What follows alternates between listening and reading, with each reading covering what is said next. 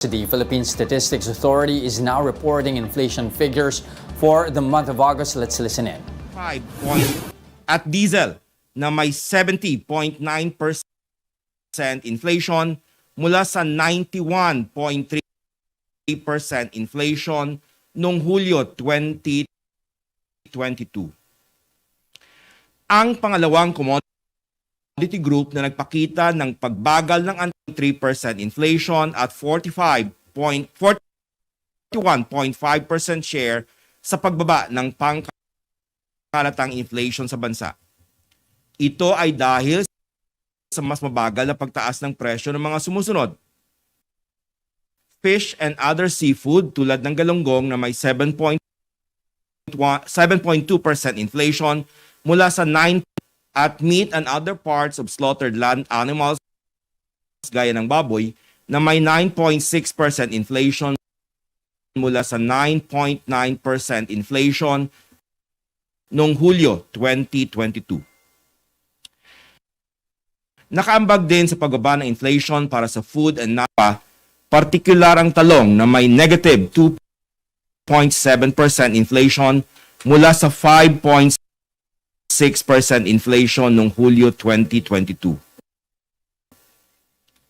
Pagdating naman sa overall inflation nitong Agosto 2022, ang pangunahing nag-ambag ay ang food and non-alcoholic beverages na may 6.3% share.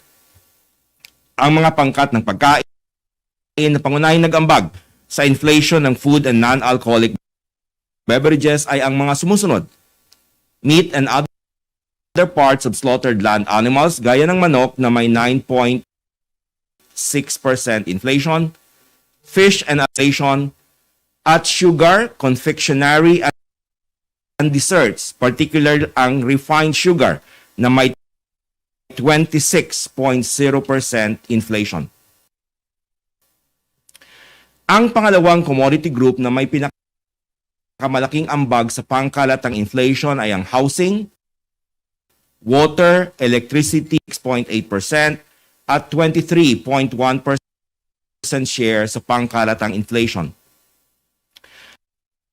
Ang mga pangunahing nag-ambag sa inflation ng housing, water, electricity, gas, and other fuels ay ang mga sumusunod: kuryente na may 19.1% inflation,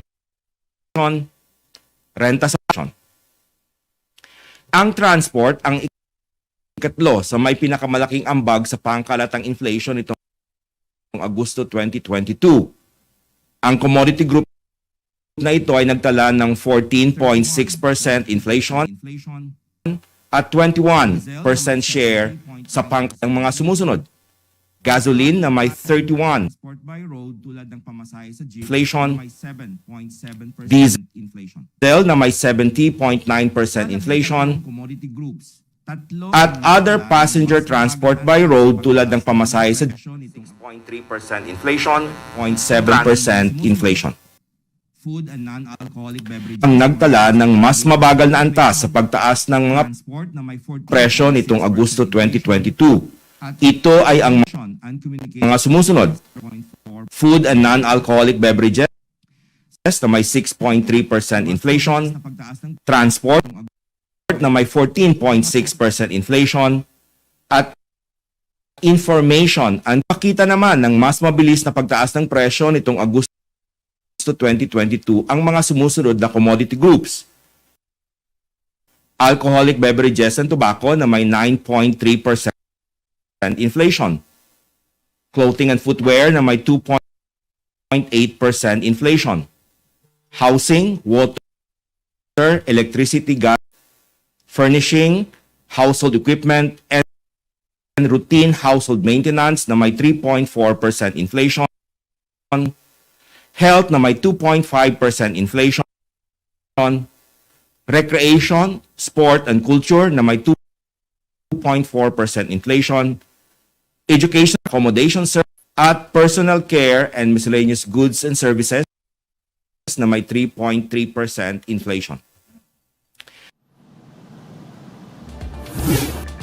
Again, there you have it. Inflation for the month of August coming in at 6.3%, slowing down a touch from the 6.4% that was reported for the month of July. Again, that 6.3% reported for the month of August falls within the BSP target for the month at 5.96.7%. However, this is the fifth straight month, of course, that inflation went above beyond the full year target of the BSP, which is at 2 to 4%. Year to date so far, inflation already at 4.9% for the month of August.